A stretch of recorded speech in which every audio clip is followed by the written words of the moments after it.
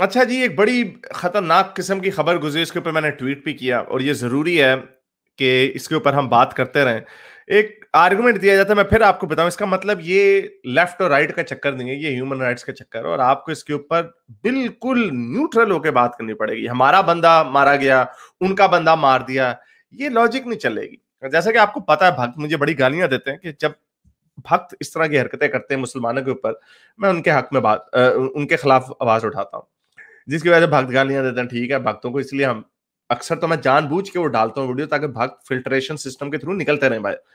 लेकिन इसका मतलब ये नहीं है कि ये जो नैरेटिव बिल्कुल दिया जाता है कि डरा हुआ मुसलमान है हिंदुस्तान में, पाकिस्तान में डरा हुआ हिंदू है, पाकिस्तान में डरा हुआ क्रिश्चियन 100% है, लेकिन इंडिया में ऐसी बात नहीं है कि डरा हुआ मुसलमान है।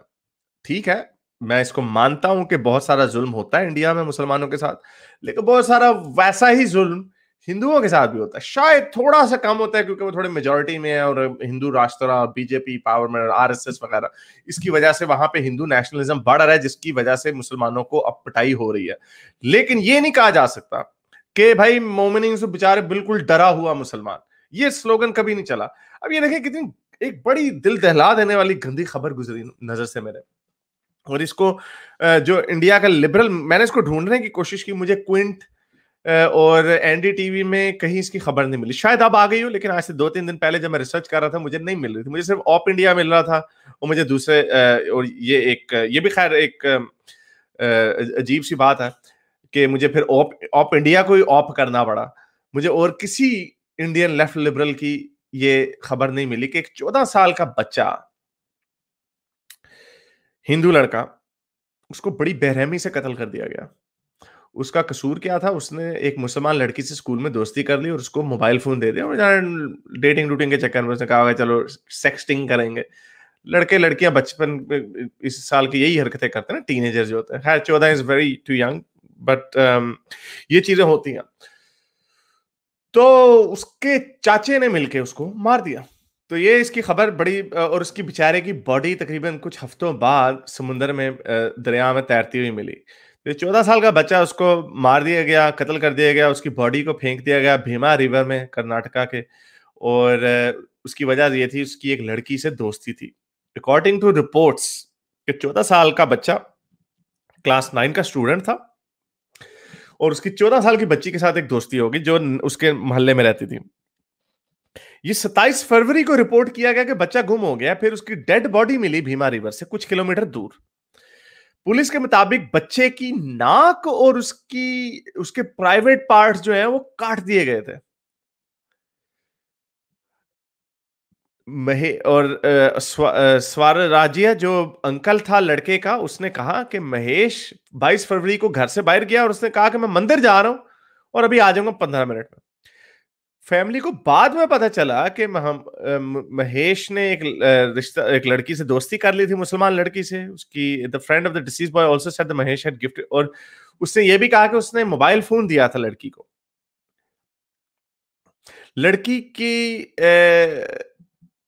ने उसको वार्न किया था कि इस एरिया में दोबारा मत आना, लड़की को छोड़ दो। और लड़की की मां ने, और उसने हेल्प भी मांगी अपने रिलेटिव से। लड़की की मां ने हेल्प मांगी अपने रिश्तेदार से कि इस लड़के को डराओ धमकाओ। तो 22 फरवरी को लड़की का जो अंकल था महबूब, बगैरत का नाम देखे, महबूब, महबूब का मतलब होता है आशिक, आशिक रसूल ही होगा फिर, महबूब है मोहम्मद, हैड अलेजिडली, उसने लड़के को बुलाया कि भाई मैं तुम्हें समझाना चाह रहा हूं, जरा इधर आ जाओ। तो लड़का बेचारा 14 साल का बच्चा, क्या क्या होगा, वो उसके पास गया और उसने उसको कत्ल, और वहां से अंदाजा लगाया उसको कत्ल कर दिया गया। अब जो बस्ती वाले हैं वो बड़े शौक है कि बच्चे के प्राइवेट पार्ट्स भी काट दिए, उसकी नो, यानी उसको बड़े बुरे तरीके से मारा। और पुलिस ने महबूब और उसके 2 साथियों को इसमें पकड़ लिया, डरे हुए मुसलमान, जो डरा हुआ मुसलमान है ना उसको। और उन्होंने लड़की की मां के ऊपर भी किडनैपिंग और कत्ल का और सबूत को टेम्पर करने का, गायब करने के इल्जाम में उसको पकड़ के अंदर कर दिया उन्होंने। तो ये एक अनफॉर्चुनेट कहानी है, जो इस तरह के वाकयात होते हैं। क्या वजह? कितनी गैरत जाग गई उसके अंदर कि उसने लड़के को मार ही दिया, उसकी नाक काटी, उसके साथ किस किस्म का टॉर्चर किया होगा, बेचारा 14 साल का बच्चा। तो ये मेरा कहने का मकसद ये है कि दोनों तरफ की जो एब्सोल्यूट स्टेटमेंट्स होती है ना, उनसे आप तो समझते हैं कि शायद आप मुसलमानों के लिए भला कर रहे हैं जब आप इस तरह की बात करते हैं कि डरा हुआ मुसलमान, देखो देखो कितना जुल्म, हिंदू ही सारा बुरा है। जब आप इस तरह की ड्रामेबाजी करते हैं तो ये कहानियां उनके पास हैं दिखाने के लिए, इस तरह की बेतहाशा कहानियां हैं उनके पास। वो टोमार लड़की थी, क्या नाम था उसका, लड़की का जिसकी बॉडी ब्रीफ केस में मिली थी, वो इस तरह की सारी चीजें होती हैं और वो आपके सामने दिखाते हैं। इसलिए सच का साथ दें, इम्पार्शियल होके चीजों को रिपोर्ट करें।